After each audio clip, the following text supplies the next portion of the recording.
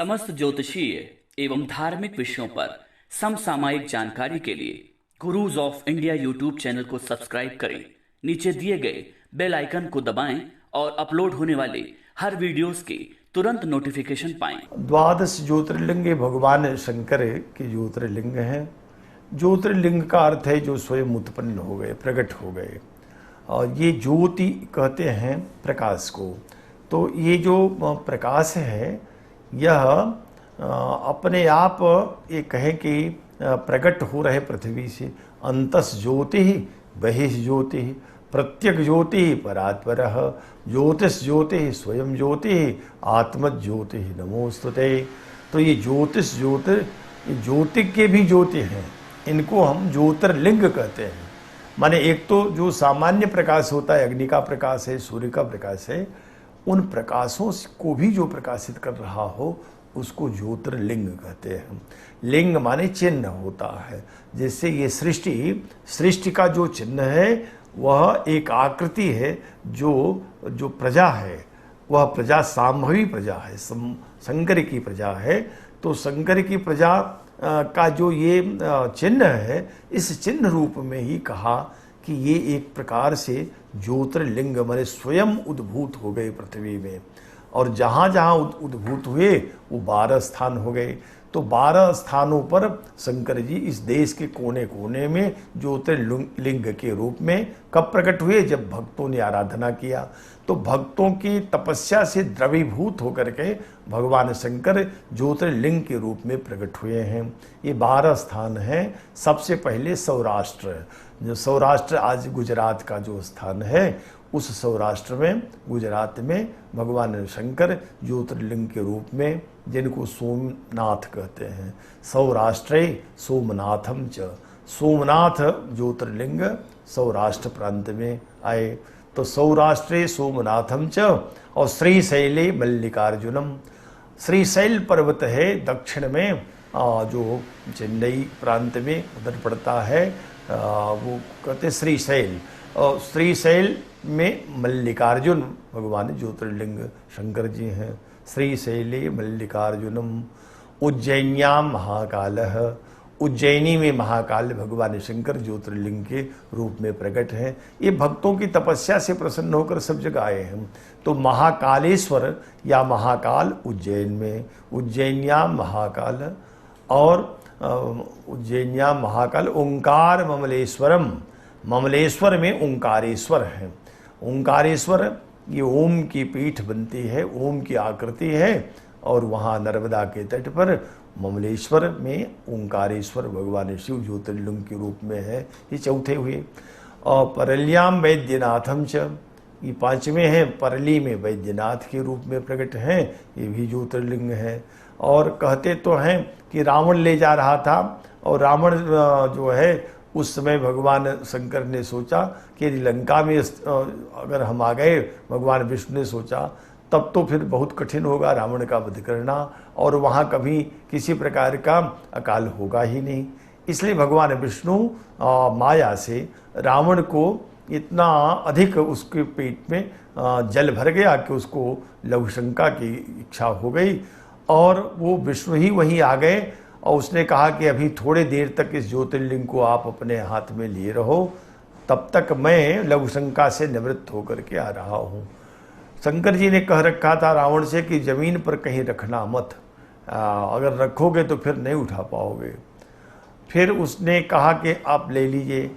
भगवान विष्णु जो एक प्रकार से वेश बदल करके मनुष्य के रूप में खड़े थे, गोपाल के रूप में, उन्होंने ले लिया।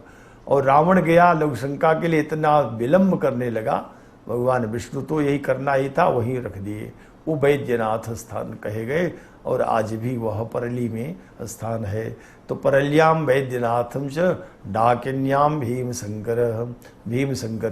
ये डाकिनी स्थान है। यद्यपि इसमें इसको लेकर के मतांतर है थोड़ा, लेकिन आज भी महाराष्ट्र वाले इनको भी लोग मानते हैं, और दूसरे लोग कहते हैं आसाम में वहाँ जो है वह भीमाशंकर जी हैं। तो दोनों का अगर दर्शन हो किसी का, वो भगवान शंकर ही हैं। लेकिन महाराष्ट्र में भीमाशंकर को लोग अधिक महत्व देते, कहते ये ज्योतिर्लिंग असली हैं। तो परल्याम वैद्यनाथम च डाकिन्याम भीमशंकरम सेतु बंधे तु रामेशम। और रामेश्वर की स्थापना तो भगवान श्री राम ने अपने हाथों से किया। और ये सेतुबंध जब कर रहे थे, समुद्र पर पुल बांधा, तो उसके पहले कहा कि हम चाहते हैं कि यहाँ शंकर जी की स्थापना कर दें, और शंकर जी हमको बहुत प्रिय हैं, और इस शंकर जी को जो गंगोत्री का जल ले आकर चढ़ाएगा, गंगा का जल कहीं से लाकर चढ़ाएगा, उसको सद्यः मुक्ति दूंगा। तो वो सेतुबंध रामेश्वरम, ये समुद्र के तट पर रामनाथपुरम से आगे जब लंका की ओर प्रस्थान करें तो ये अंतिम भाग है, भारत का वो छोर है, वहाँ रामेश्वरम आ गए। सेतु बंधे तो रामेशम नागेशम दारुका बने, और दारुका वन में नागेश्वर नाथ आ गए। तो ये दो, इनका भी मतांतर है। एक तो अल्मोड़ा में जो दारुका वन है वहाँ नागेश्वर नाथ मानते हैं, दूसरा महाराष्ट्र में नागेशम दारुका बने। और फिर कहा कि वाराणस्याम च विश्वेशम, विश्वेश्वर भगवान विश्वनाथ जी वाराणसी में विराजमान हैं। यहाँ भी भक्तों की प्रार्थना से प्रकट हुए, और काशी उन्हें बहुत प्रिय लगी।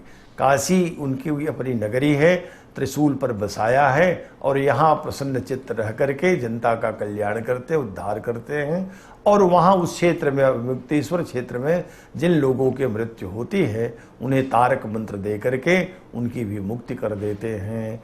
तो वाराणस्याम च विश्वेशम त्रयंबकम गौतमी तटे, और गौतमी के तट पर त्रयंबकेश्वर हैं नासिक में, जहाँ कुंभ पर्व भी होता है, लोग जाकर दर्शन करते हैं। तो त्रयंबकम गौतमी तटे। और हिमालय च केदारम, केदारनाथ जी हिमालय में ही हैं, केदारनाथ का दर्शन करने से भी बड़ा पुण्य होता है। और ये केदारनाथ जी एक प्रकार से आधे रूप में हैं, आधे पशुपतिनाथ नेपाल में जाकर के वहाँ पूर्ण हो गए हैं। तो दर्शन तो दोनों का करना चाहिए, लेकिन केदारनाथ जी अपने आप में पूर्ण हैं, इसलिए इनको ज्योतिर्लिंग केदारेश्वर कहा। हिमालय च केदारम और घुस्मेशम च शिवालय, शिवालय में घुस्मेश्वर जी हैं। घुस्मा के प्रभाव से, घुस्मा की प्रार्थना से, घुस्मा ने बहुत तपस्या किया तो उससे घुस्मेश्वर नाथ हो गए। ये 12 ज्योतिर्लिंग हैं, पूरे भारतवर्ष के चारों कोनों में भिन्न भिन्न स्थलों में विराजमान हैं। इन ज्योतिर्लिंगों का जो दर्शन करे वो तो बड़ा भाग्यवान है, लेकिन यदि दर्शन न भी मिले, न भी कर पावे, तो विशेषकर जैसे श्रावण मास चल रहा है, अथवा वैसे भी प्रतिदिन जो इनके नामों का स्मरण करता है, सुबह या शाम कभी भी कर ले, 7 जन्मों तक किए गए उसके पाप नष्ट हो जाते हैं। ये हमारी श्रुति कहती है, वेद शास्त्र पुराण कहते हैं। इसलिए 12 ज्योतिर्लिंगों के नाम स्मरण से भी 7 जन्म कृतम पापम स्मरणेन विनश्यति, केवल स्मरण से वो पाप नष्ट हो जाते हैं। ये है 12 ज्योतिर्लिंग, और यही है इनकी महिमा। इनके स्मरण से ही, इनके नामोच्चारण से पाप नष्ट होते हैं। समस्त ज्योतिषीय एवं धार्मिक विषयों पर समसामयिक जानकारी के लिए gurus of India YouTube channel को सब्सक्राइब करें। नीचे दिए गए बेल आइकन को दबाएं और अपलोड होने वाले हर वीडियोस की तुरंत नोटिफिकेशन पाएं।